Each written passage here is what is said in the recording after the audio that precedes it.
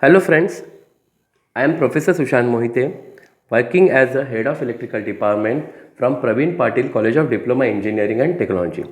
In previous video, we learned the working principle of transformer, type of transformer, the losses occurs in transformer.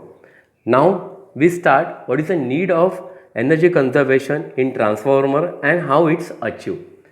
Uh, One more thing you understand, when we learn the energy conservation in any electrical devices, first you check the which type of losses occurs in electrical devices. When we overcome, when we reducing these losses, then definitely we save the energy. Okay, then in previous video we understand the what type of losses occurs in transformer, the core losses and copper losses. The core losses, in core losses the hysteresis loss and eddy current loss, and for reducing these core losses we use the silicon steel stamping for making the core. So the losses occurs in the core is very less, but in copper losses, the copper losses is totally depends on load, and suppose we fluctuate the load, then definitely the amount of copper losses occurs in the transformer is very high. Okay, then what is the need of energy conservation in transformer? Transformer is the heart of power system, without which transmission and distribution of electrical power is impossible. At generating station, transformer is used to step up the voltage to higher value based on the length of transmission line through which the power has to be transmitted. The higher voltage power transmission result into reduction in volume of conductor, copper losses and overall capital investment on transmission work. The receiving end voltage is stepped down at utilization level, then it is distributed to various consumers. Transformer is a vital power equipment in a power system which plays significant role in generation, transmission and distribution of electrical energy. Transformer operating efficiency directly affects the cost and benefits of the whole power system. In a typical power distribution grid, electrical transformer power loss contributes to about 40 to 50% of the total transmission and distribution loss. In distribution system, the demand of distribution transformer is ever increasing. The power loss generated by transformer can be considerable due to its large transposition energy and long operating time. According to the statistics, total power loss generated by the transformer can be about 10% of total generation capacity. Therefore, study of transformer energy conservation is necessary. Then, how it can be achieved? Attempts to reduce energy loss related with transformer operation in electrical power system be made. Distribution transformer losses are much more 30 to 35% of energy loss. These losses are to be given attention, and if so, it will considerably reduce greenhouse emission. Most modern transformers are so designed that they operate giving up to 99% efficiency. Transformers are required everywhere, supplying power to variety of consumers, commercial, industrial, rural, domestic. Thus, even a small position change in transformer efficiency will lead to remarkable reduction in generation capacity requirement. That's why we use, and that's why the need of energy conservation in transformer. Next one, the energy conservation in transformer with material technology and design. In short, the energy conservation techniques in induction motor. The first one, material technology. Transformer consists of winding, magnetic core and insulation to isolate primary and secondary winding and core. The material used for winding play very important role in energy efficiency. The copper loss in transformer winding can be minimized by copper conductor having high conductivity, longer cross-sectional area and low temperature coefficient of resistance. The material used for core in conventional or standard transformer is CRGO, cold rolled grain oriented or HRGO. This can be replaced by amorphous core material which offers following merits. The first, low hysteresis loss due to high silicon content. Second, high ductility which helps into making laminations of very thin size which minimize eddy current loss. Third, core saturation takes place and very high flux density, hence it can be used for high voltage transformer and higher magnetostriction. Next, the loss taking place in individual called dielectric loss, which also contributes in reducing the efficiency in transformer. By use of epoxy resin insulating material, the dielectric loss can be minimized. The material offers following merits: high dielectric strength or breakdown voltage, low dielectric loss, good thermal conductivity or heat dissipation, and the now non-hygroscopic means it should not be absorb moisture. Second one, design technology. Windings of the transformer should made up of thick wire of high conductivity copper conductors. Hollow winding should be used which results into better cooling, low cost and lightweight reducing copper loss. Another method is to connect two windings overlapping over easily take maintenance. The core used for it should be step type of large core so that it will be increase the value of voltage for its saturation. The loss taking place in insulation called dielectric loss, which also contributes in reducing the efficiency in transformer. By use of epoxy resin insulating material, the dielectric loss can be minimized. The material offers following merits: dielectric strength or breakdown voltage, low dielectric loss, good thermal conductivity or heat dissipation, non-hygroscopic means it should not be absorb moisture. Then load sharing. The electrical power required to the locality can be provided by single transformer or by group of many transformers connected in parallel. If many transformers are used to serve purpose of power distribution, then all the transformers based on their ratings and internal impedance called as load sharing supply power. The fluctuations in voltage with changing load can be minimized to large extent by technique of load sharing. If the load on system increases, it results into voltage dip or sag. This can be avoided by distributing the load on several transformers, which results into small variations in voltage within the limit. On the other hand, if voltage is suddenly removed, voltage across the terminal shoots up or swell. Both the conditions are increases losses in transformer. Then what is voltage sag?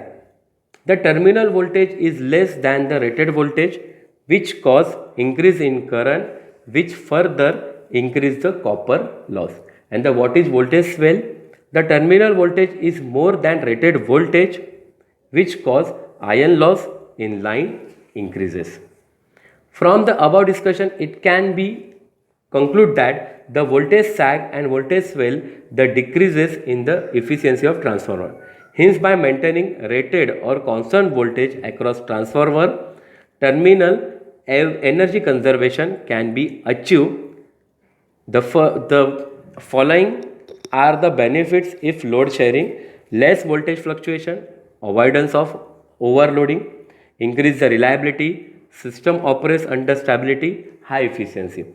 The another answer of the load sharing is the problems like overloading, variation in voltage and heating are very common in transformer.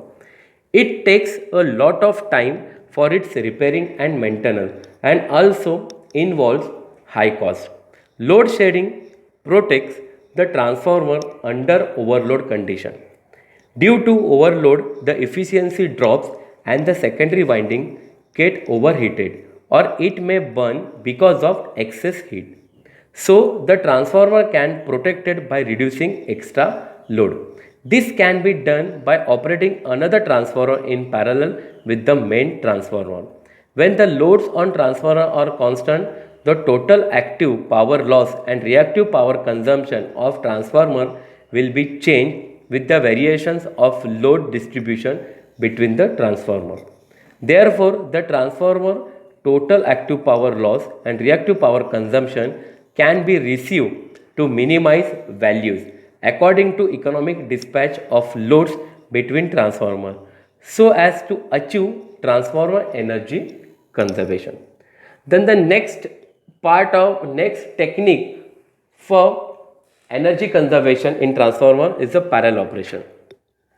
The transformer is said to be in parallel operation when their primary windings are connected to a common voltage supply and the secondary windings are connected to a common load. The transformer capacity is a most important parameter when selecting transformer. If the transformer capacity is selected over large, then the investment of transformer is increased as well as the transformer no load loss. Mostly power transformer gives maximum efficiency at full load. If one runs number of transformer in parallel, one can switch on only those transformer which will give the total demand by the running nearer to its full load rating for that time. When the load increases, one can switch on one by the one other transformer connected in parallel to fulfill the total demand. In this way, one can run the system with maximum efficiency. The next is isolating techniques. Isolation is defined as cutting off electrical supply to the system in order to ensure the safety of those working on the equipment by making dead those parts which are live in normal service. An isolator is a mechanical device which is operated manually and used to open or close a circuit of load. An isolator switch must be provided close to supply point so that the transformer can be made safe for maintenance. Devices which are suitable for isolation are isolation switches, fuse links, circuit breakers. On three-phase low tension supplies, the triple pole switch with neutral links are provided at the time of isolation. The switch should break only the live conductors and the solid link in the neutral should not be removed before opening the switch. When the transformers are operating in parallel to share a particular load, it is necessary to remove and isolate some transformers when load demand is less so that other transformer will supply energy at their maximum efficiency. At the time of removing the transformer from circuit, first the secondary side load is removed by tripping the circuit breaker by opening the load switches having high rupturing capacity fuses so that transformer will remain connect to bus without sharing any load. Now the isolator switch, one of the primary side, is open as they operate on no load only so that transformer is removed from bus bar completely. The isolator in this condition is locked and earthed so that no one else than the operator can use it. When it is required to reconnect the transformer again in parallel, earthing of isolator switch is removed first. Then the isolator is closed so that transformer is connected to primary side. Then either the circuit breaker or load switch is closed so that the transformer will start sharing load in proportion to its kVA capacity. The next technique, replacement by energy efficient transformer. Energy efficient transformers are therefore an important means to reduce transmission and distribution loss. With the improvement of silicon steel properties, the losses of transformer can be reduced with new magnetic material.